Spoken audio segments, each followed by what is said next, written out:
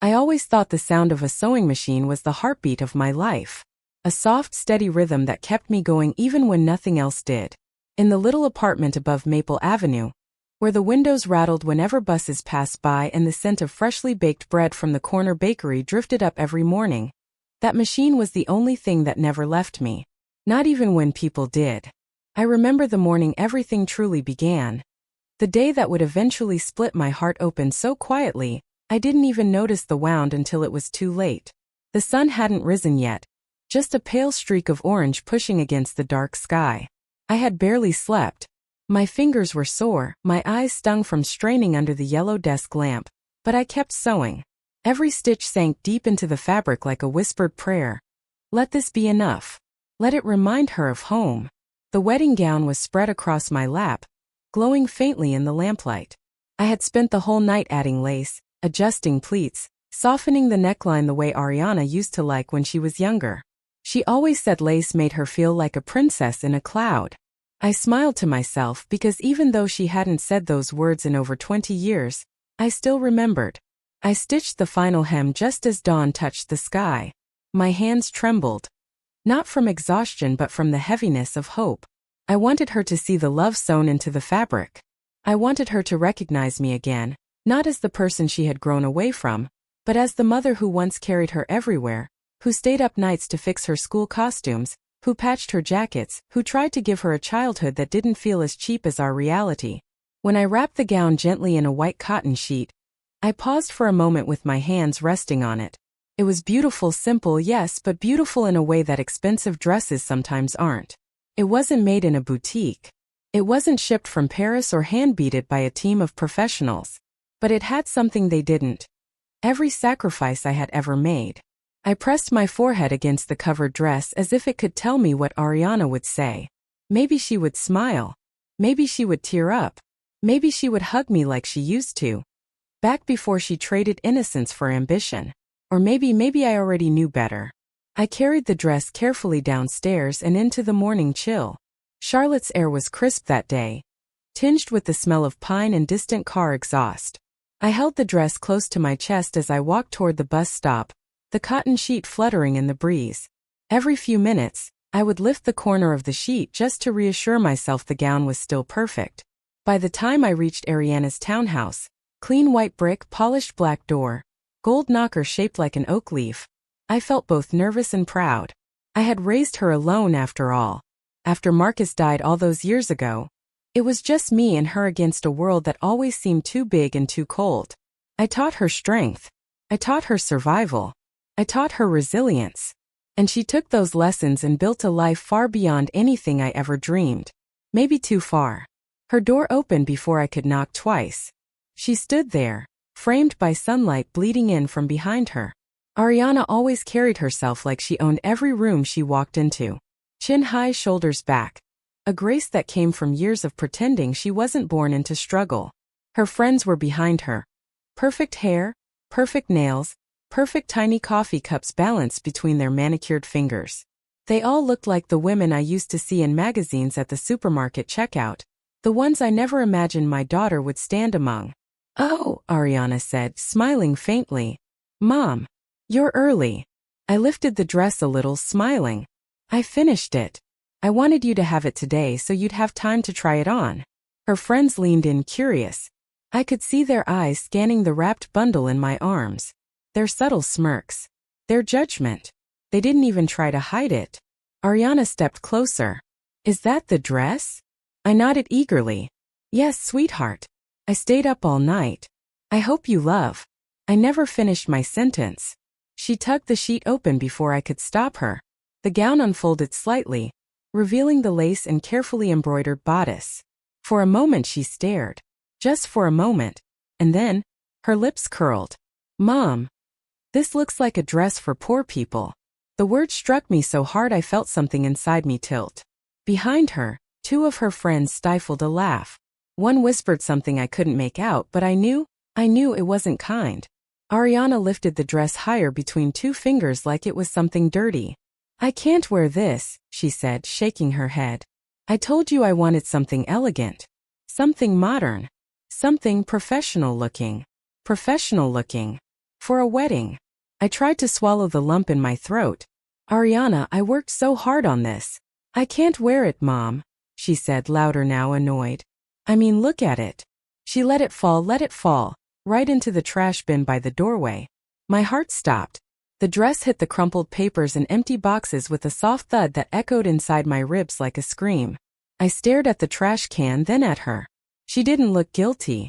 Not even apologetic. She just shrugged, dusting her hands off as if she'd gotten rid of a burden.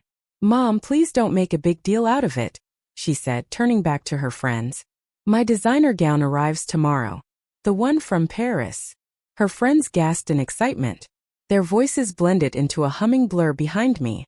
I felt my throat tighten, but no words came out. Not anger. Not sadness. Just silence. A strange, hollow silence that felt heavier than anything I'd carried in my life. I stepped backward before they could see my tears. My hands shook as I reached for the wall to steady myself. Ariana didn't notice. She had already turned away. Already laughing again. I walked out onto the sidewalk, the late morning sun suddenly too bright.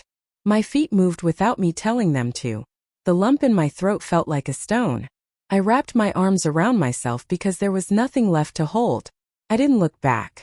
On the bus ride home, everything outside the window blurred into smears of color. Trees, cars, buildings, all passing by without a shape, without meaning. My gaze stayed fixed on my hands, the same hands that had sewn every dress Ariana ever wore growing up, every Halloween costume, every school recital outfit, every torn seam she brought to me with tears in her eyes. Now they were empty. When I reached my apartment, I walked straight to my sewing table. The machine sat there with a few loose threads still dangling from the needle. It looked tired, like it had aged with me, like it had watched me pour myself into a life that didn't remember me anymore. I touched the machine gently, running my fingers across the metal surface. For the first time in years, it felt cold. I sat down slowly, resting my elbows on the table. My gaze fell to the empty chair beside me, the one Ariana used to sit on when she was little, swinging her legs, watching me work. I closed my eyes and felt something shift inside me. Not anger. Not bitterness. Something quieter. Something sharper. A cold calmness that crept into my chest like a winter breeze. The kind of calm that comes when something breaks inside you, and instead of shattering, it rearranges itself. I took a deep breath and whispered into the silence of my little apartment. I will not be forgotten. The words surprised even me. I wiped my face, stood up, and walked toward the bathroom. When I passed the mirror, I stopped. I hardly recognized the woman staring back. Tired eyes. Wrinkled cheeks. But something new flickered in them. Something burning, something alive. I didn't know it then, not fully, but a decision was already forming inside me. A decision that would change everything. Because love, real love, doesn't disappear when someone rejects it. Sometimes it transforms into something stronger. Something the world never sees coming. And that was the night I began to sew again. Not for her. For myself. For the first time in my life. The first night after Ariana threw the gown away, sleep refused to come. I lay on my narrow bed staring at the ceiling where the faint shadows from my street lamp drifted across the plaster like waves. Every time I closed my eyes, I saw her face again, her narrowed eyes, that little curl of her lip, the way her friends whispered behind her like I was something embarrassing, outdated, disposable. I kept replaying it all, wondering which stitch of her childhood I had sewn wrong. Had I been too soft? Too strict? Too present? Not present enough? Was it wrong to give her everything I never had? Was it wrong to protect her from the world's sting, only for her to grow into someone who inflicted that sting on me? Somewhere between those thoughts, the memory of Ariana's childhood drifted in. Her tiny hands tugging at my skirt. Her laughter echoing through this same apartment. The way she used to run to me after school, breathless, shoving her drawings into my hands, saying, "Look, Mommy, I made this for you." I would give anything to hold that version of her again, the little girl who believed love didn't need to be proved or packaged in shiny things. But time has a cruel way of sanding down innocence until you barely recognize what's left. I sat up abruptly because staying still felt like drowning. My sewing machine sat in the corner of the room, illuminated by the faint glow of the streetlight outside. The loose red thread still hung from the needle, swaying slightly as if breathing on its own. Something about it pulled me forward like a whisper calling my name. I walked to the machine and touched the metal frame. Cold, still, silent. It had always been my refuge. My shield. My friend on nights when loneliness grew too heavy. It was the one place where my hands could speak when my voice couldn't. But now, even it felt like it was waiting for me to decide whether I would let this pain swallow me whole or become something that gave me back my strength. Without thinking, I opened the small drawer beneath the table. Inside were pieces of fabric from old projects. Bits of tulle, lace remnants, pearls that had fallen and rolled into corners, scraps of ivory satin. Each piece had a memory. Each stitch carried a moment from a life that felt so distant now. My fingers brushed something soft, an old strip of lace my mother had given me. She used to say that lace was like the truth. Delicate, sometimes painful, but always revealing what lies beneath. I held it to my cheek and closed my eyes. For the first time that day, the tears came quietly, soft, grateful tears for the woman who raised me with the same hands I had used to raise Ariana. "I wish you were here," I whispered. "You would know what to do." My mother always knew. She had lived her own lifetime of silent sacrifices, working 2 jobs, mending other people's clothes while her own hands cracked and bled. But she never complained. She always managed to smile, even when life had taken more from her than it ever gave. She used to say, "Evelyn, the world won't always value what you do. But that doesn't mean it's worthless. You just have to decide whether their opinion changes your purpose." I wiped my face and stared at the gown pieces laid out across my small table. Even in the dim light, the pearls I'd sewn glimmered softly. The lace looked fragile, but I knew the hours of work that held it together. I knew the strength hidden in the threads. Maybe Ariana couldn't see it, but I could. And suddenly an idea took root in my chest. Not loud, not dramatic, but subtle, like the first stirrings of a breeze before a storm. If she could throw away what I made, then I could make something even stronger, even more beautiful. Something that held not only my love but my truth. Something she couldn't ignore. Not because she wanted it, but because the world would see it too. I wasn't planning revenge. I wasn't planning to embarrass her. I simply wanted my love to stop feeling invisible. I stood up, wiped my face, and turned on the sewing machine. The sound of the motor humming to life filled the room, low and steady, like a heartbeat returning after a long silence. My fingers found the needle, the spool of thread, the lace. Before I knew it, I was working, my hands moving with a confidence I thought I had lost. I didn't follow any pattern.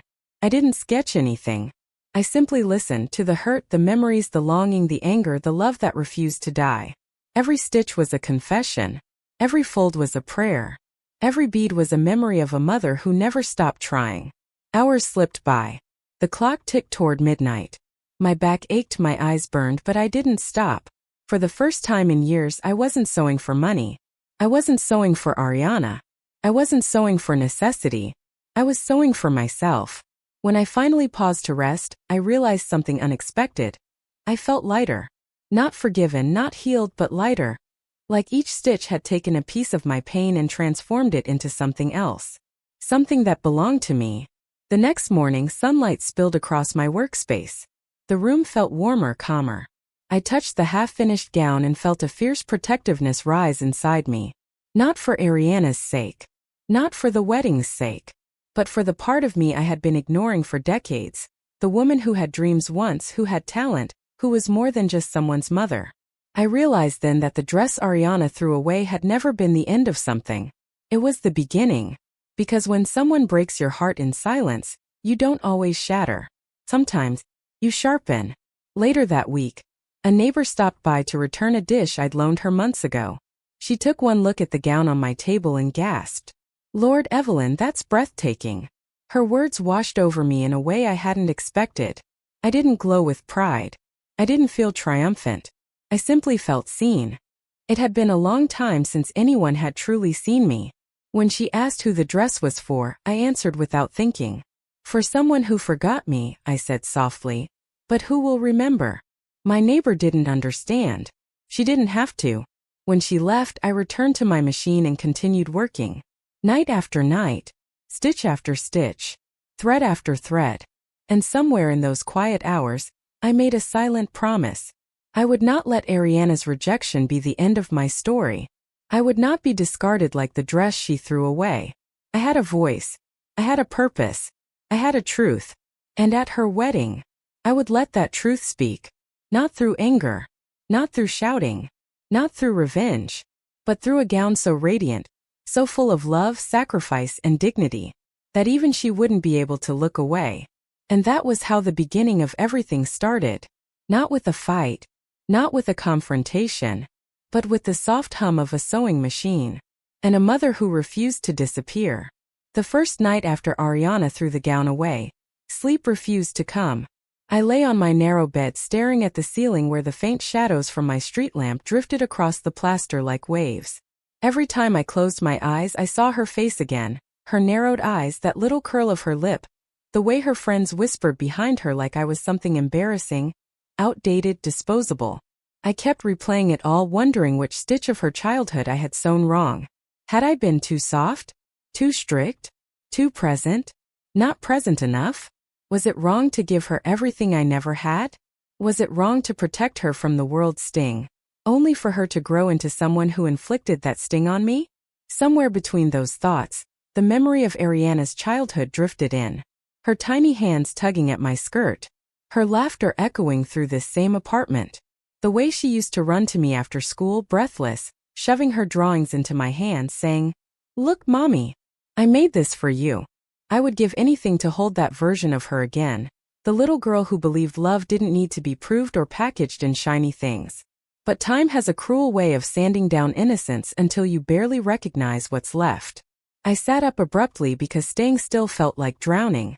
My sewing machine sat in the corner of the room, illuminated by the faint glow of the streetlight outside.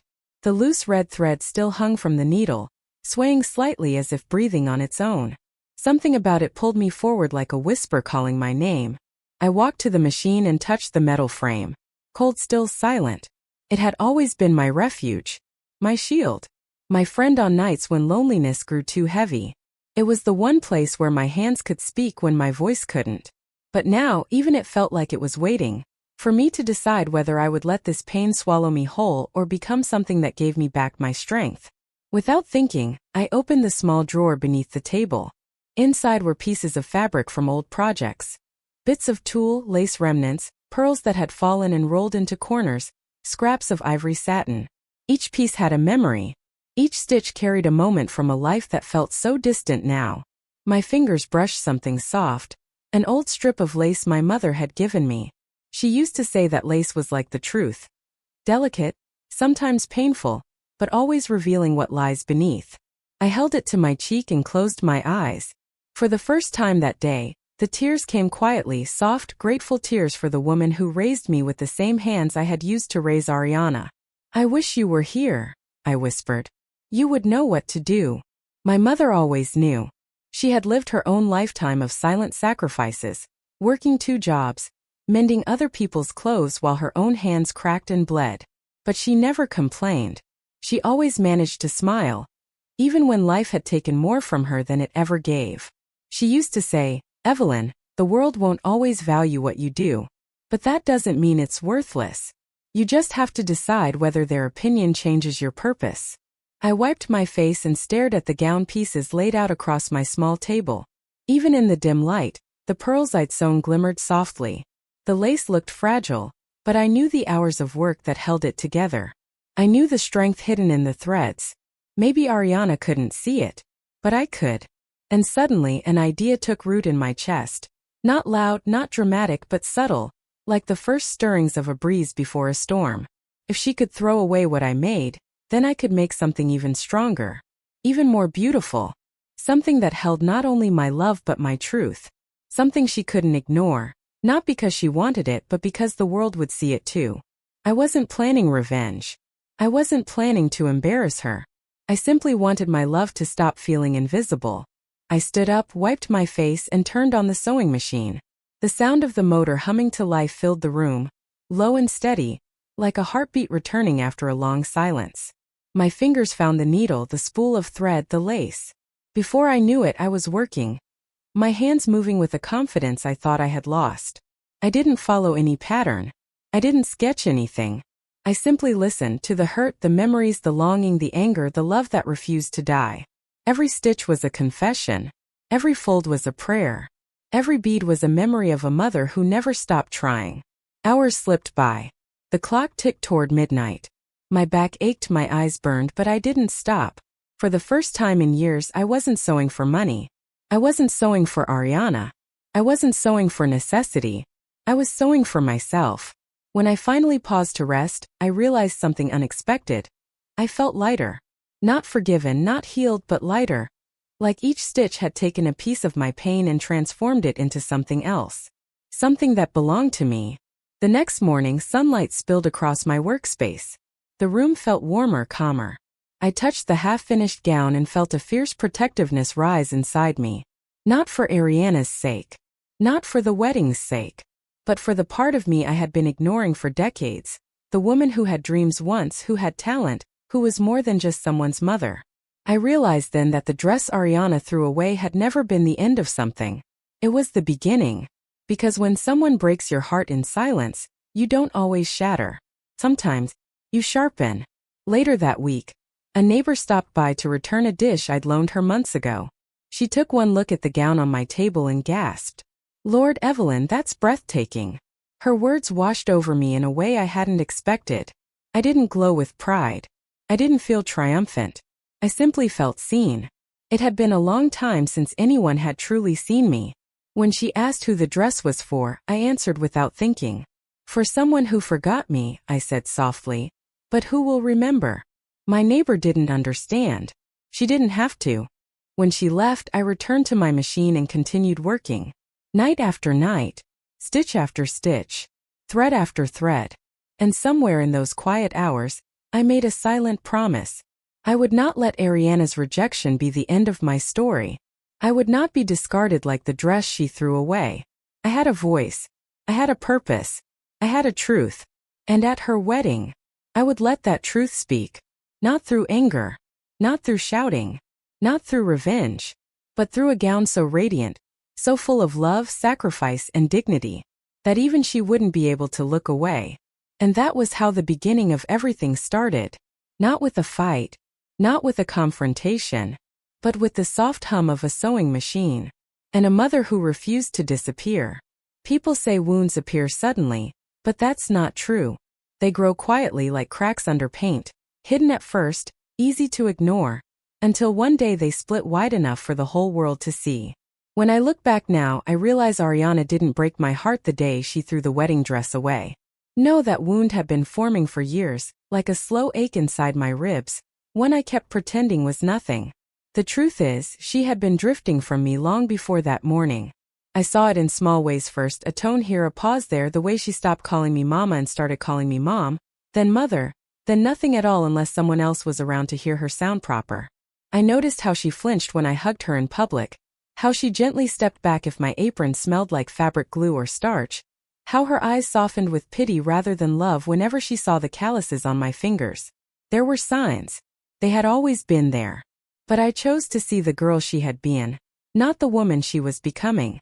When she was a child, she adored me. She would curl up at my feet while I sewed, humming little songs to herself, braiding strands of leftover thread into bracelets she proudly wore to school. She used to twirl around in the dresses I made her, skirts flaring like clouds, and say, "When I'm a grown-up, Mommy, will you make my wedding dress too?" I used to kiss the top of her head and say, "Of course, sweetheart. I'll make it with all the love I have." And I meant it. I meant it with every breath. But people change. Children grow. Dreams shift. And sometimes love evolves into something unrecognizable. The shift started when Ariana entered high school. Suddenly the clothes I made weren't fashionable enough. My homemade lunches were embarrassing. My accent, just a soft southern trace, became something she corrected. She wanted perfect hair, perfect shoes, perfect friends, a perfect future. I tried to understand. Teenagers are like storms. You learn to stand still until they pass. But when she left for college in New York with a scholarship and the little money I scraped together by sewing late into the night, the distance became more than geography. Calls were fewer. Visits were shorter. Her smile became tighter. Her eyes more guarded. The last time she came home before graduating, She walked into the apartment and paused as if the air smelled different, as if the walls were too small for her now. She looked around with softened judgment, her lips pressed in a polite smile. Mom, you really haven't changed anything? I shook my head. This is home, Ariana. It's always been enough. It's just small, she murmured. It's what I could give you. I know, she said quickly, and I'm grateful. But gratitude said with a lowered gaze is not gratitude at all. It is pity wrapped in manners. Still, I didn't confront her. Instead, I made her favorite meals, washed her laundry, and stayed up late listening to her talk about the corporate world she longed to enter. She spoke of promotions, luxury apartments, designer brands, and the kind of life people like us never touched. I didn't judge her. I wanted her to dream bigger than I ever dared. But as I listened, I felt her drifting like a boat untied from its dock, slowly sliding into deeper waters where my voice no longer reached. The final push happened the year she met Trevor, the man who would become her fiancé. He was quiet, smart, stable. He had a job in finance and a family with old money, the kind that never bragged because they didn't need to. The first time I met him, he shook my hand politely, but I saw the brief hesitation, just one heartbeat of pause when he looked at my worn shoes, my patched cardigan, the faint scent of fabric glue I couldn't scrub off anymore. He didn't mean harm. But his world was polished, and mine was stitched together with resilience. Ariana noticed it too. After he left that evening, she stood in the kitchen doorway with her arms folded. Mom, she said, do you think you could maybe dress a little differently when you meet his family? Just something more modern. I froze with the dish towel in my hand. Modern? Yeah, just a bit fancy. His family is very traditional and they have high expectations. And you think I don't meet them? She hesitated, and that hesitation was louder than any insult. It's not that. I don't want them to judge. Judge who? Me? Or her for being my daughter? That night when she went to bed, I cried in the bathroom with the faucet running. Quiet tears. Exhausted tears. Not because she hurt me, but because it was the first time I felt like she was ashamed of the life I had given her. Yet even then, when she told me she was engaged months later, joy burst inside me. I wanted to be part of every moment. I wanted to show her something beautiful. I wanted to be close again. But closeness doesn't grow just because you try. Love doesn't flow backward like a river. Sometimes you have to accept that the person you raised is not the person who stands in front of you now. The day Ariana announced the wedding location, a grand ballroom in uptown Charlotte, I smiled and clapped like everyone else. But deep inside, I felt like a guest in her life rather than a mother. Every decision she made, dress, decor, invitations, she made without me. I only heard about them days later, usually through someone else. Still, I tried. God knows I tried. I saved money to help with the wedding even though she insisted she didn't need it. I offered to help with fittings. She dismissed me gently, politely, always with a strained smile that said, "You don't belong in this world." So when she finally accepted my offer to sew her wedding dress, I thought it was a miracle. I thought it meant she wanted to bridge the distance. But the truth was simpler and far more painful. She didn't accept it because she wanted my dress. She accepted it because it was cheaper. The night I learned that, I felt something inside me crumble. But I ignored it. I ignored everything. I focused on the gown, on the lace, on making something magical enough to make her remember who she came from. But reality doesn't change with effort. People don't change because you love them harder. And when she threw that dress in the trash, she didn't break me. She revealed what had been broken for years. Still, even as I worked on the new gown, the gown for myself, the one made from reclaimed heartbreak, memories kept pulling me back. Memories of Marcus, my husband. Memories I had buried so deep that I had almost forgotten them until they surfaced with the weight of grief. He had died when Ariana was 6, leaving me with a daughter who barely understood loss, and a world that suddenly felt twice as heavy. I remember the hospital room, the smell of disinfectant, the way the doctor refused to meet my eyes when he said the words I will never forget. We did everything we could. Marcus had been the one who believed in me. He had been the one who bought me my first sewing machine. He had been the one who told Ariana bedtime stories when I worked late into the night. He had been the bridge between my world and hers. And when he left, something unspoken left with him. Sometimes I think Ariana's resentment didn't start with money or dresses, or the desire for a bigger life. Sometimes I think it started the day she realized I couldn't be both mother and father. I couldn't protect her from every disappointment. I couldn't give her the comfort a second parent might have provided. I tried too hard sometimes, other times not enough. But I never stopped loving her. Even as she drifted, even as she changed, even as she built a life that had no space for me. Maybe that's the heaviest kind of love, the kind that doesn't fade even when it no longer fits. The week before the wedding, while working on the gown I had rescued from the trash, I found myself talking to Marcus as if he were in the room. "I don't know what to do," I whispered. "I don't know how to hold on to her anymore." The hum of the sewing machine was the only response, but somehow it was enough. I kept sewing. I kept breathing. I kept believing that one day Ariana might see me again. Not the seamstress, not the source of embarrassment, not the woman she outgrew, but the mother who loved her without limit. Little did I know, life was already stitching a turning point into our story.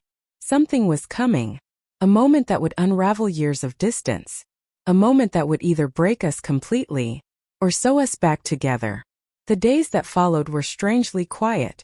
Not the peaceful kind of quiet, but the kind that settles into your bones, that reminds you someone you love has walked too far away to hear you calling anymore. I moved through the apartment like a shadow, doing chores slower than usual, cooking meals I barely tasted, waking up early because sleep felt heavier than waking life. But whenever I sat at the sewing machine, something inside me steadied. The rhythmic hum drowned out the ache in my chest. I watched the fabric move beneath the needle, watched lace bloom under my fingertips like frost on morning windows, watched beads catch the lamplight like tiny stars trapped in silk. Every thread I pulled carried a piece of me. Every cut of fabric shaped my grief into something I could hold. Every stitch felt like a breath I didn't realize I'd been holding for years. Maybe that is what healing is, quiet, repetitive, unnoticed until one day you realize your hands have stopped shaking. One evening while I was working late, the phone rang unexpectedly. I stared at it, half hoping, half fearing it was Ariana. It wasn't. It was one of my old clients from a time when people still came to me for alterations. "Evelyn," she said, "I heard Ariana is getting married soon. Congratulations." Her voice was sweet, but those words hit me in a place that wasn't ready for congratulations. My throat tightened. "Thank you," I answered softly. "I'm sure you must be busy helping her with everything," she continued. I hesitated. "Not as much as you'd think." She didn't press. But something about the warmth in her voice almost broke me. "Well, if she's anything like you, she'll be a beautiful bride." After I hung up, I sat staring at the dress, at the pearls glistening under the lamplight, at the lace shaped by sleepless nights, at the soft folds of ivory fabric that carried the echoes of every word Ariana had thrown at me. I reached out and touched it gently, the way a mother touches a sleeping child.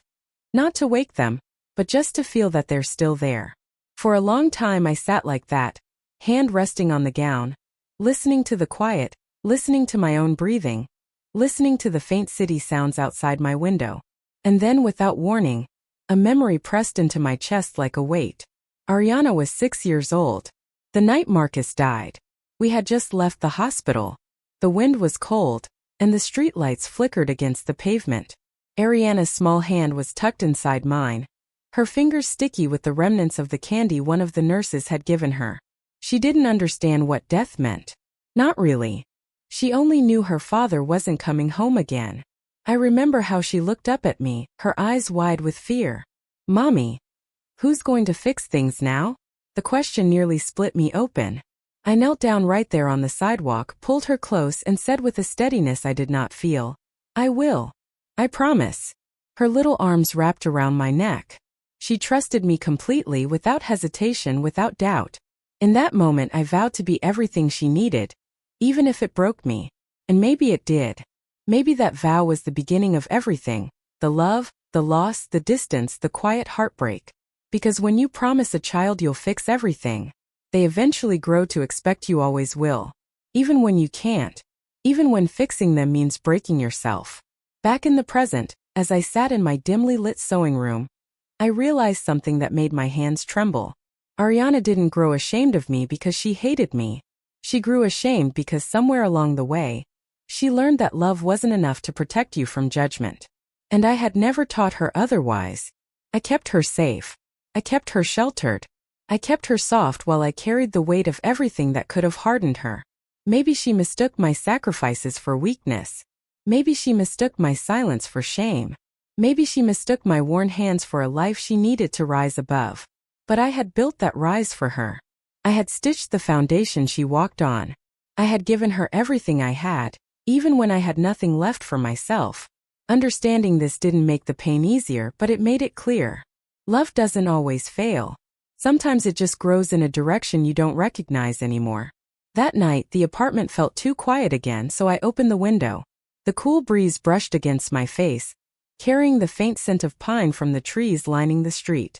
I listened to the distant hum of cars and the rustle of leaves. I watched the faint glow of the city lights twinkling far away. Somewhere out there, Ariana was living her life, planning her wedding, laughing with her friends, existing in a world where my presence was optional. And yet, I never stopped being her mother, even when she stopped being my daughter in the way she once was. Later that week, I decided to call her. It was late, almost midnight, but I couldn't stand another hour of silence. I picked up the phone, stared at her name on the screen, and pressed dial before I lost the courage. She answered on the third ring. Mother. Her voice was polite. Too polite. The kind of politeness reserved for strangers and formal events. I just wanted to check on you, I said softly. The wedding is getting close. She sighed just barely. Yes. Things have been hectic. You must be tired. I am. But everything is coming together. The distance was palpable through the phone. I swallowed the ache. I hope you're happy, I murmured. A short pause. When she spoke, her voice softened slightly. I am. I really am. I almost believed her. I'm glad, I said. If you need anything. I'm fine, Mom. Really. Always fine. Always polite. Always distant. Before she hung up, she added, I'll send you the schedule for the ceremony. They said you can sit on the second row. Second row.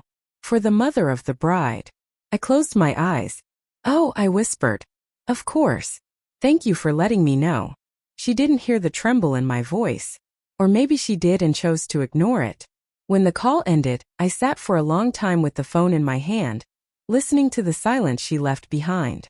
Then I looked at the dress again. The gown I was remaking, the one she had thrown away. I realized something powerful then. She may have placed me in the second row of her life, but I was about to walk into that wedding with something she would never expect. Not vengeance. Not spite. Not pride. Truth. Beauty. Dignity. And the unshakable strength of a woman who had spent her life stitching herself together after every tear. Because mothers learn something daughters don't understand. Not until they become mothers themselves. Love doesn't need an invitation to show up. It shows up even when it's been told not to. It shows up even when it hurts. And I would show up. Not behind her. Not beneath her. Not forgotten. But exactly where dignity stands. On its own 2 feet. Holding a gown made of everything she tried to throw away. I didn't expect the knock on my door that morning. It was early, too early for visitors, and I was still in my robe, hair tied messily at the back of my head, my hands smelling faintly of the fabric softener I had used on a fresh batch of linens. For a moment I froze, wondering if I had imagined it. But then it came again, louder this time, sharp and hurried in a way that made my heart thump. I wiped my hands on my robe and opened the door. Standing on the other side was a woman I barely recognized, though I had seen her before. Marilyn Elwood, Trevor's mother. Impeccably dressed. Elegant. A woman whose entire presence carried the kind of wealth that didn't flaunt itself because it didn't have to. Her hair was styled perfectly, her pearl earrings glinted, and her expression hovered somewhere between polite concern and something much colder. Mrs. Ward, she asked. It had been years since someone called me anything other than Evelyn, Mom, or Ma'am. The formality startled me. Yes, I answered, trying to smooth my robe as subtly as possible. I hope I didn't catch you at a bad time, she said. Her voice was sweet. Sweet the way sugar feels right before it cracks your teeth. No, I lied. Please come in. She stepped inside carefully, the way someone does when they're entering a place they don't want to breathe too deeply in. Her eyes flicked around the apartment, taking everything in, the modest furniture, The sewing machine by the window, the racks of fabric along the wall, the unfinished gown spread across my table. She lingered on the gown. "You still sew," she said, a statement rather than a question. "I do," I replied. She took one more small, tight-lipped look around before turning to me. "I came because—" She paused, pressing her palms together, searching for the right words. "Because I think it's time we talk." My stomach tightened. "About what?" "Ariana," she said. She didn't say your daughter. She said Ariana, as if she didn't belong to me, as if I were just someone loosely connected to the logistics of this wedding rather than the woman who raised her. "What about her?" I asked quietly. She inhaled slowly, as if preparing herself for something unpleasant. "I want to be clear that Trevor and I care deeply about her. She's exceptional, bright, ambitious, driven. She fits into our world beautifully." Something about the way she emphasized our world made the air feel colder. "And," I prompted softly, "and as her wedding approaches, it's important that everything aligns." Her eyes drifted to the sewing machine again. "Aligns," I repeated. "Yes. Marriage is about unity, presentation, social cohesion. Everything must reflect their new life." I felt heat rise behind my eyes, though my face remained calm. "I see." She sighed briefly, like someone who hates having to explain something obvious. "Evelyn, Ariana has worked very hard to elevate herself, to shape a life that isn't defined by limitations. And we want her day to reflect that." I let that sit for a moment. "I understand," I said quietly. "No," she said gently, shaking her head. "I think you misunderstand what I'm trying to say." She stepped closer, lowering her voice. "There are certain expectations at events like this. Expectations of elegance, prestige, presentation. And I am worried," she said carefully, "that perhaps you may feel uncomfortable or out of place." I didn't speak. She took my silence as permission to continue. "I want to protect Ariana from stress," she said. "From unnecessary embarrassment." The word embarrassment sliced through me like a razor. "What exactly are you suggesting?" I asked. She folded her hands in front of her. "I believe it would be best for everyone if your presence was minimal." I blinked, unable to breathe for a heartbeat. "Minimal? There will be photographers, influential families, important acquaintances. And I just think—" She hesitated, searching for a gentler word but failing to find one. "It might be easier if you sat further back, and perhaps skipped the rehearsal dinner altogether." I stood very still. "And perhaps," she added, "it's better if the gown you made isn't worn." My throat tightened. Ariana already made that clear. "Yes," she said softly, "and it was for the best. Her new dress is perfectly suitable." I stared at her, feeling something inside me shrinking, shriveling, twisting into a tight, painful knot. "Mrs. Elwood," I finally whispered, "I love my daughter. I want her day to be perfect. But I am her mother. I belong there." She tilted her head slightly, giving me a look that felt almost pitying. "Of course. But belonging and fitting in are two different things." I couldn't answer, because every answer I wanted to give would have come out shaking. She exhaled slowly. "I'm only protecting her reputation. And yours too. People can be cruel." I found my voice. It came out softer than I intended, but steady. "I've faced cruelty before," I said. "I've survived things you couldn't imagine. I'm not afraid of strangers judging me. I'm afraid of losing my daughter completely." For the first time, Marilyn's expression faltered, but only for a second. She placed a hand on my shoulder. A light, careful touch. The way someone touches a fragile object they don't want to break only because it might cause inconvenience. "She's building a new life," Marilyn said. "Sometimes people outgrow where they came from." She walked toward the door. I didn't move. My feet felt rooted to the floor. At the doorway, she added, "I hope you understand. This is what's best." When she left, the silence in the apartment felt suffocating. I sank into my chair. My hands were shaking. Outgrow where they came from. The words echoed inside my skull like a bell tolling through empty halls. I didn't cry. Not at first. I simply stared at the dress I had spent nights repairing, the one Ariana had thrown away, the one I had poured my heart into. The one that now lay folded on my small wooden table, glowing softly in the morning light like a ghost of the dream I once had. Then slowly, quietly, tears gathered under my eyes, not the sharp kind, but the warm ones that fall without sound, rolling down your face before you even feel them. I pressed my fingers to the pearls on the gown and whispered, "I'm not ashamed.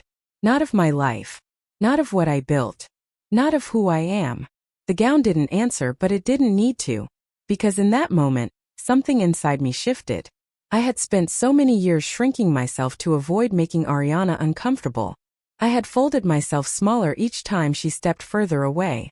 I had carried guilt that didn't belong to me. But Marilyn's words changed something. Maybe it was the way she said outgrow. As if I were a small shabby box Ariana had climbed out of. Maybe it was the assumption that I should stay hidden for her convenience. Maybe it was the realization that if I didn't stand up now, I would disappear completely from my own daughter's life.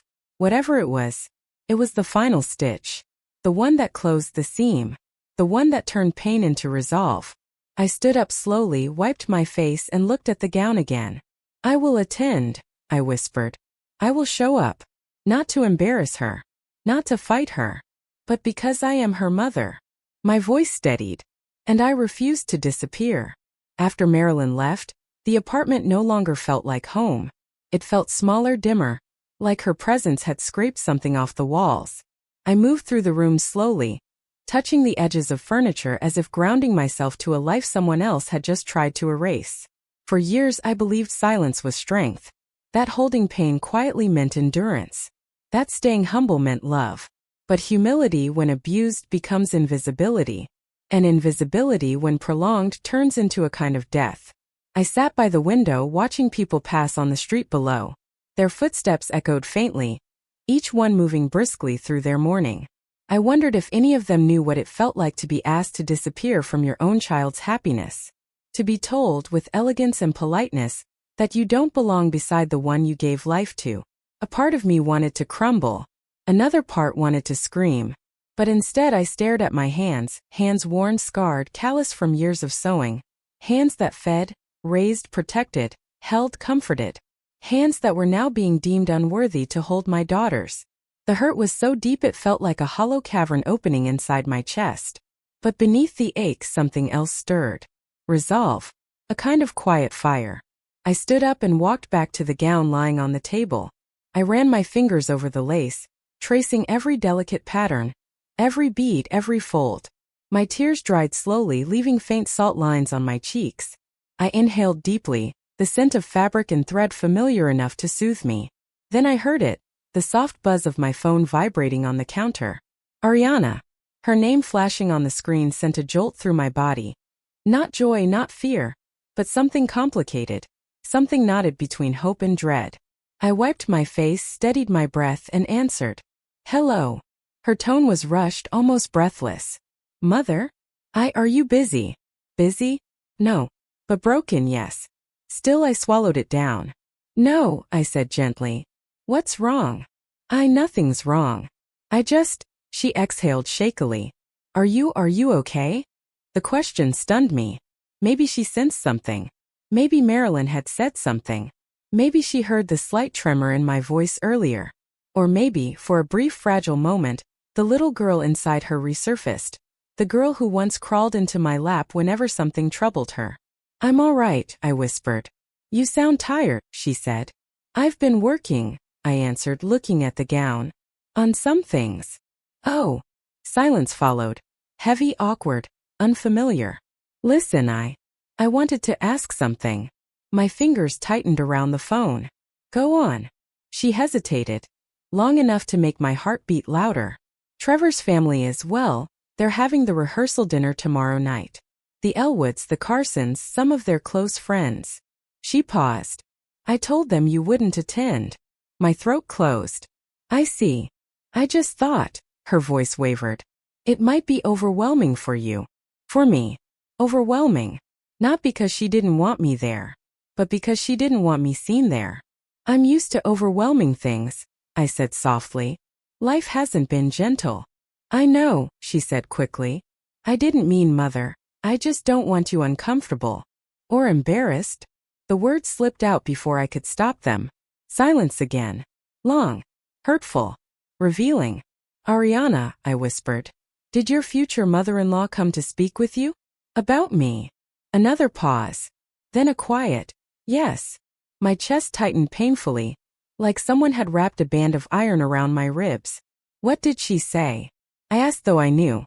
She said she felt you might feel out of place, and that maybe the event would be easier for you if you didn't attend. And you believed her? I didn't want conflict, she murmured. You didn't want conflict, I repeated slowly. Or you didn't want me there? Mother. Her voice trembled, but I couldn't stop. Not now. Not after years of swallowing the words that had clawed at my throat. I've spent your entire life protecting you, I said, my voice steady. Shielding you. Loving you. Standing behind you so you could grow forward. But somewhere along the way, you stopped turning around to see if I was still there. I didn't. You did, I whispered. Maybe not out of cruelty, but out of convenience. I heard her inhale sharply, as if my words struck something deep. I'm not ashamed of you, Ariana said suddenly. I swear I'm not. Then why do you shrink away from me? Why do you hide me? Why do you flinch when my life touches yours? I didn't say the words out loud, but they hung heavy in the air between us. She didn't answer for several seconds. When she finally spoke, her voice was small. So small it reminded me of the child she once was. I feel guilty. My breath caught. Guilty. Yes, she whispered. Because every time I look at you, I remember how much you gave up. The struggles. The nights you worked. The things you denied yourself. The world you should have had. And her voice cracked. I built a life away from that. Away from you. And sometimes I don't know how to blend the two worlds. I feel like I'm betraying you by living differently. And it makes me, she exhaled shakily, it makes me hide. Not because I'm ashamed, but because I don't know how to bridge the distance. Her confession hit me like a slow, spreading warmth, painful but real, softening something sharp inside me. Ariana, I whispered. I never wanted you to feel guilty for growing. I know, she said. But I didn't expect you to leave me behind to do it. This time she didn't speak. I could hear her breathe. I could hear her trying not to cry. Tomorrow, she finally said, voice trembling. Can you come early? Before the ceremony. Why? I asked. So I can show you the dress. Her new dress. The dress someone else made. The dress she chose over mine. Of course, I said. And, Mother. Yes. I want you there. Even if I don't always know how to show it. A small ache softened inside me. I'll be there, I whispered. Even if I have to sit at the very back. Thank you, she breathed. When the call ended, the apartment was quiet again, but not suffocating this time. The silence felt fuller, warmer, like something long frozen had finally begun to thaw. I sat beside the gown, running my hand over its fabric once more. It didn't feel like a wound anymore. Felt like strength, like a voice, like a truth that needed to be seen. And for the first time, I wasn't afraid to be seen. The wedding was coming, and I was coming too. Not hidden, not small, not ashamed. As her mother, as myself, and as the woman who refused to fade quietly into the background of her own life. Alright, Aslan, Episode 4, Start Kara Hahoon. Same deep narration, same mother POV, same emotional flow. No headings, no scenes, no formatting. Just pure cinematic storytelling. If the episode becomes too long for one message, I'll continue smoothly in part 2.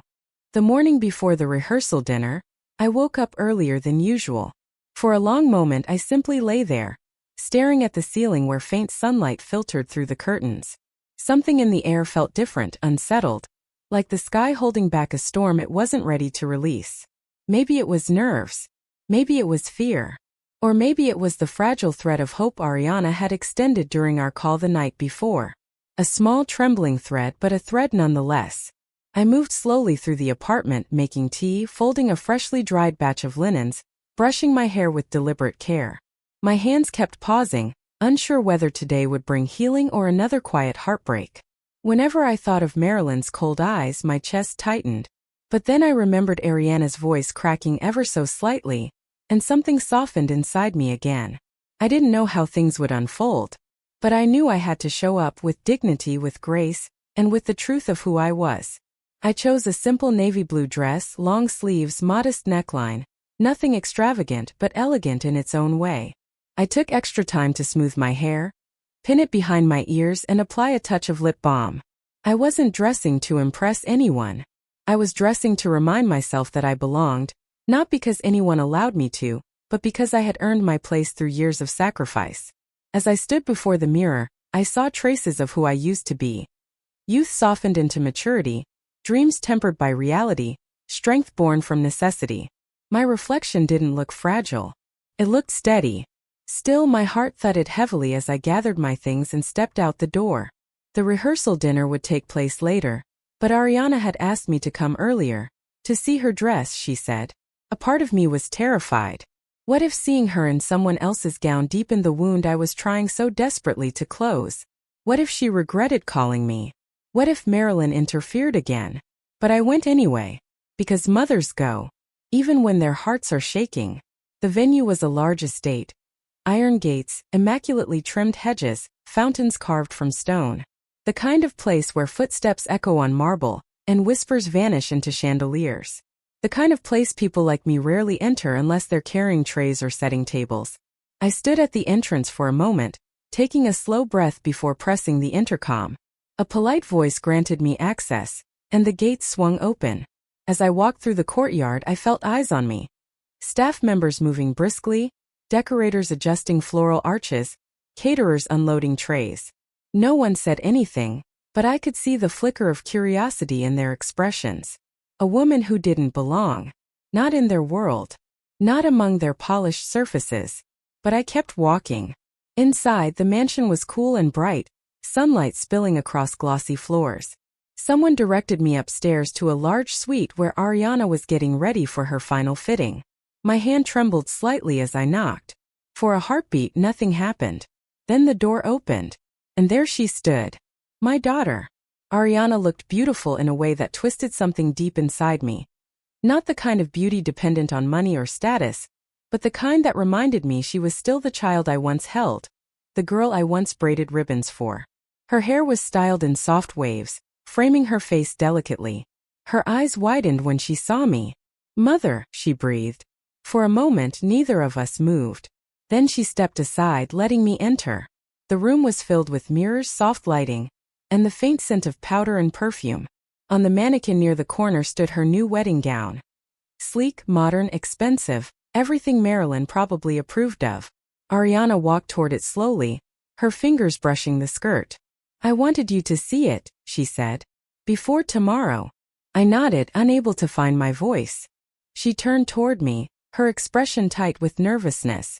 "Do you like it?" The question pierced me unexpectedly. It wasn't a question of approval.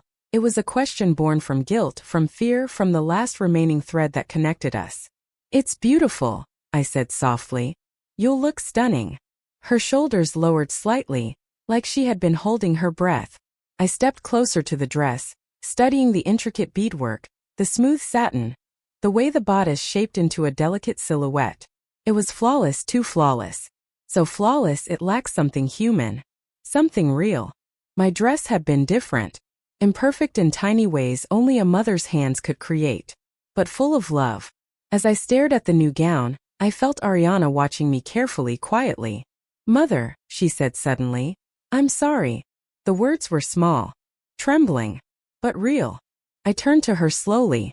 She looked away, her eyes shining with unshed tears. "I've made things hard," she whispered. "I haven't been fair to you." My throat tightened. "Ariana, I know what you're thinking," she said quickly, squeezing her hands together. "That I don't appreciate what you've done. That I've tried to replace you. That I threw away your gift without thinking. And you're right. I did." Her voice cracked. "I did, and I hate myself for it." The confession washed over me like a warm wave and a painful sting at once. "Ariana," I said gently, "it's not about the dress." "Yes, it is," she insisted. "The dress was love. Real love. And I threw it in the trash because I was scared people would judge me for where I came from." She closed her eyes, tears escaping down her cheeks. I let them get inside my head.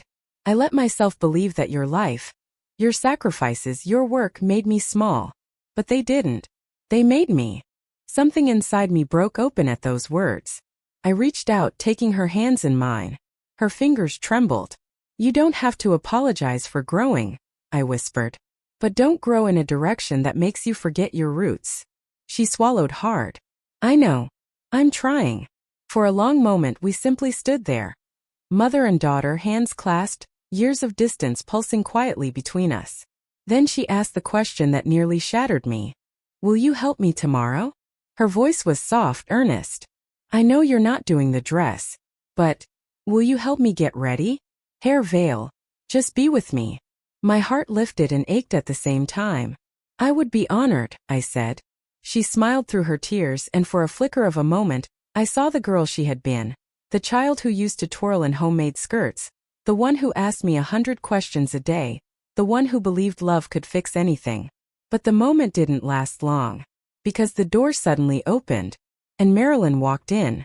Her eyes landed on me, then slid to Ariana, then to our joined hands. Something darkened in her expression, something cold, sharp, knowing. Ariana, she said calmly. A word, please. Ariana stiffened but didn't let go of my hands. Mother, she said. Not now. Marilyn's smile tightened. It's important. But this time Ariana didn't move. And the look on Marilyn's face shifted, subtly but enough for me to see it. Not anger. Fear. Fear that she was losing control. Fear that Ariana might still choose me. Because love, no matter how hidden, has a way of resurfacing at the exact moment someone tries to bury it. I didn't speak, but I knew exactly what Marilyn was afraid of. And she was right to be afraid. Because for the first time in years, Ariana was coming back to me. Marilyn didn't raise her voice. She never did. She didn't have to. Her power lived in the subtle tilt of her chin, the measured calm in her tone, the unspoken reminder that she controlled every room she walked into. But Ariana didn't let go of my hands. That startled Marilyn more than anything else. I saw it, the flicker of surprise, the tiny tightening around her eyes, like she just watched something slip from her grasp. Ariana, she repeated. I need a moment with you. Ariana squeezed my hand before answering. Not right now. The silence that followed was sharp enough to cut through air. Marilyn blinked once slowly, as if recalibrating herself. Is everything all right? Yes, Ariana said firmly. I'm talking to my mother. The word mother landed heavily between us. It was the first time Ariana had said it that way in a long while. Something warm pushed behind my ribs. But Marilyn stepped forward, her smile tight. We need to finalize the seating chart, darling. And the order of entrances. And the photographer's placements. All things that require your input. Ariana didn't move. Mom, she said, turning to me with a small, sad smile. Could you wait here a moment? Of course, I whispered. Take your time. She squeezed my hand one last time before following Marilyn out of the room. The door didn't close all the way.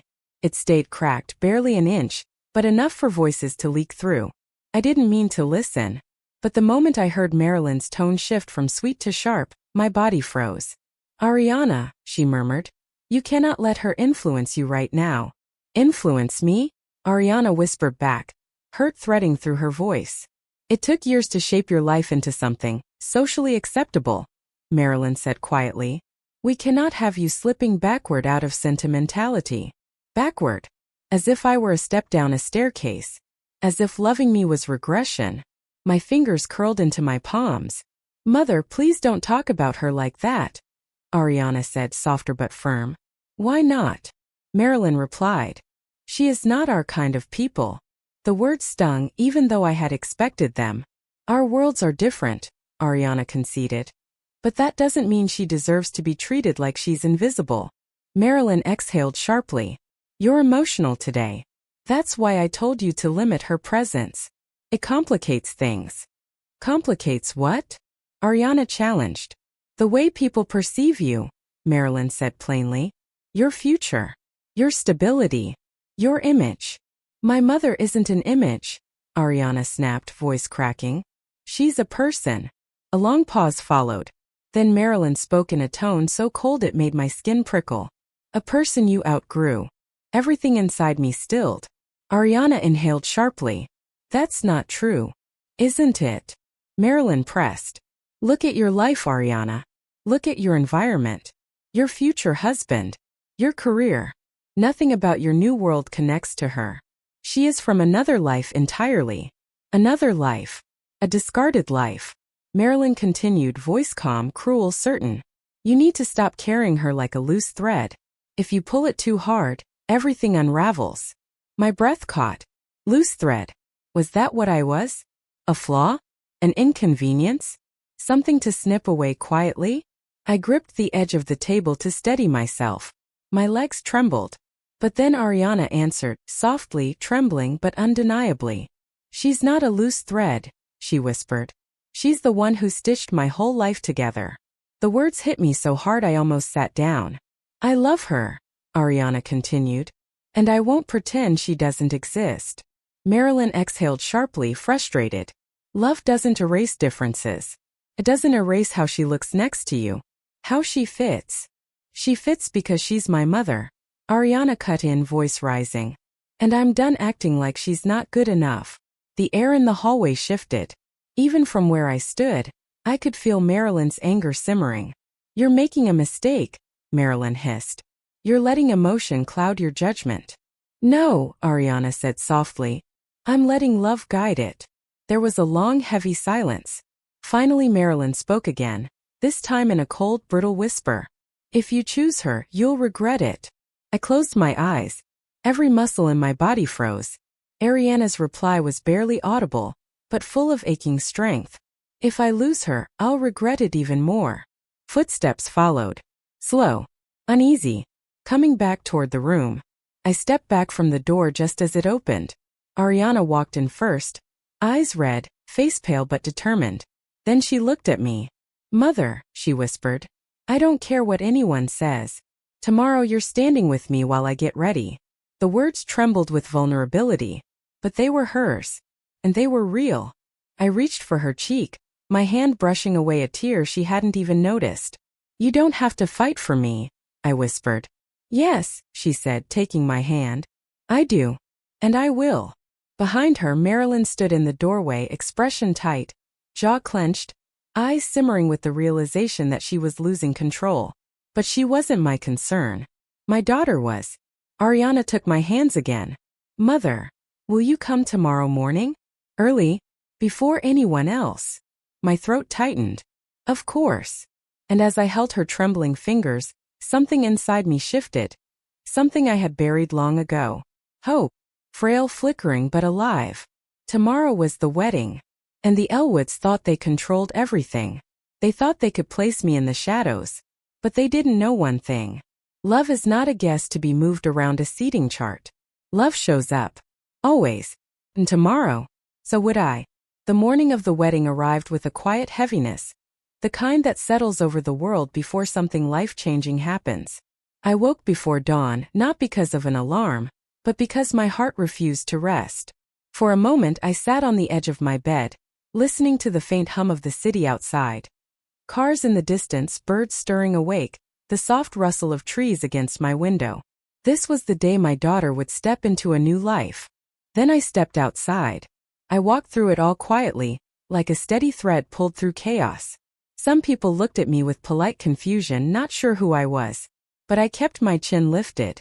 I didn't belong to their world. But I belonged to my daughter. And today that was enough. When I entered Ariana's suite, she was standing by the window in a silk robe, staring out at the gardens. Her reflection in the glass looked softer, more fragile than usual. When she turned and saw me, her expression broke open like sunrise pushing through clouds. Mother, she breathed. I didn't realize I'd been holding my breath until she walked toward me and hugged me. Not a polite embrace, not a distant tap on the shoulder, but a full, trembling hug that felt like years of distance folding into a single moment. I'm glad you're here, she whispered into my shoulder. I wouldn't be anywhere else, I whispered back. She pulled away and wiped her eyes, embarrassed by her own emotions. Can you help me get ready? I nodded. The next hour felt like stepping back into a forgotten dream. Brushing her hair the way I used to when she was little, pinning tiny flowers into the waves, smoothing her veil, fastening the delicate clasps on her bracelet. Her hands trembled occasionally, and each time she took a deep breath, steadying herself. At one point she whispered, "It feels strange, having you close again." "Strange good," I said softly. She smiled. "Yes, strange good." But the peace didn't last long, because Marilyn entered the room, and her expression froze when she saw me. "Evelyn," she said, her voice coated in tight politeness, "I wasn't aware you'd be here so early." Ariana's shoulders stiffened. "I invited her." Marilyn blinked, surprised. "Of course you did." But her eyes said otherwise. She walked toward Ariana, adjusting a strand of hair unnecessarily before saying in a soft, low tone, "Let's not get too emotional today. We have a schedule to keep." Ariana stepped back slightly. "I'm fine." Then Marilyn's eyes moved to me. Slow, assessing, sharp. "You look different today." "I feel different," I replied quietly. Her smile tightened. "Well, just remember, the ceremony is very public. Let's try not to create distractions." Ariana's jaw tensed. "Mom, please stop." But Marilyn didn't look away. And for the first time in my life, I didn't either. "I am not a distraction," I said softly. "I am her mother." Ariana inhaled sharply. Marilyn blinked. The room shifted. Something inside me, something that had stayed quiet for years, finally stood up straight. But Marilyn only forced a smile and turned away. For a while the room was filled with silent tension. Ariana tried to stay calm, focusing on her makeup artist, her bouquet, her shoes. But I could see it, the worry flickering behind her eyes, the fear that something might unravel again. Then it happened. The dress. The expensive, pristine, perfect gown Marilyn had chosen for her. Ariana stepped into it while the stylist carefully adjusted the bodice. For a moment she looked radiant, glowing, breathtaking. Everything a bride should look like. But then the zipper stuck. A small thing. Tiny thing. But it was enough to start a chain reaction. The stylist tugged gently. Then harder. Ariana flinched. "Careful," she whispered. The woman tried again.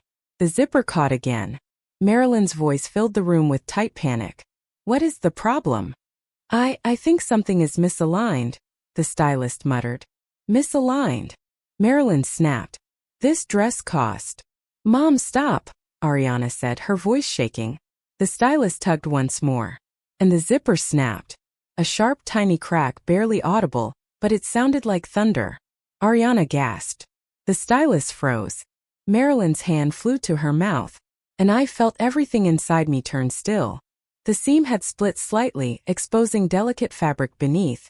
Not destroyed, but undeniably damaged. Ariana's eyes filled with tears immediately. "It's ruined," she whispered. "It's my wedding day and it's ruined." Marilyn grabbed her shoulders. "It's fine, darling, we'll call someone. We'll find someone. There isn't time." Ariana cried. Panic filled the room like smoke. Voices rose.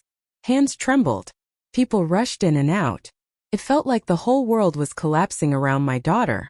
I stepped closer. "Let me see," I said quietly. No one heard me at first. Then I said it again, louder this time. "Let me see." Everything paused. Ariana turned toward me. Eyes wide, cheeks wet, breath shaking. "Mother," she whispered. "I don't know what to do." I reached out, gently touching the torn seam. "It's not ruined," I said softly. "It just needs someone who knows how it was made." Marilyn stepped forward quickly. "Absolutely not. We need a professional." "I am a professional," I said without raising my voice. Marilyn stiffened, and Ariana looked between us, her tears slowing. "I trust her," she whispered. The words sliced through Marilyn's composure like a blade. Ariana stepped closer to me. "Mother, can you fix it?" I exhaled slowly. With thread, a quiet room, and 20 minutes. Ariana nearly collapsed with relief. Please help me." Marilyn opened her mouth to protest, but Ariana cut her off. "No, I want her to do it." Silence filled every corner. I nodded once. "Take the dress off carefully," I said. "I'll work on it right here." They brought me a small sewing kit. Nothing like my tools at home. Just a simple emergency box with limited supplies. But a needle doesn't need elegance. Only steady hands. And love. Ariana sat in a robe next to me, watching with trembling breaths as I threaded the needle, examined the seam and began to stitch. The room was silent. Every person watched. Marilyn stood in the corner, arms crossed tightly, jaw locked. But I focused only on the gown, on the rhythm of the needle, on the fabric beneath my fingertips, on my daughter's quiet breathing inches away. At one point she whispered, "Mother, your hands are shaking." I smiled softly. They've done a lot in this lifetime, but they're steady when it matters. Her eyes softened. Something old, something familiar. Minutes passed. The seam closed. The zipper realigned.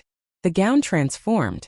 When I tied the final knot and pressed the repaired seam flat, I whispered, "Try it now." Ariana stood, slipped into the dress again. The zipper glided upward, smooth, perfect, whole. She gasped. Everyone else gasped. Even Marilyn's breath caught. I stepped back slowly. The gown looked flawless. More than flawless, it looked loved again. Ariana turned to me, tears spilling down her cheeks. "Mother, you saved my wedding." I cupped her cheek gently. "No, sweetheart. I just stitched what needed stitching."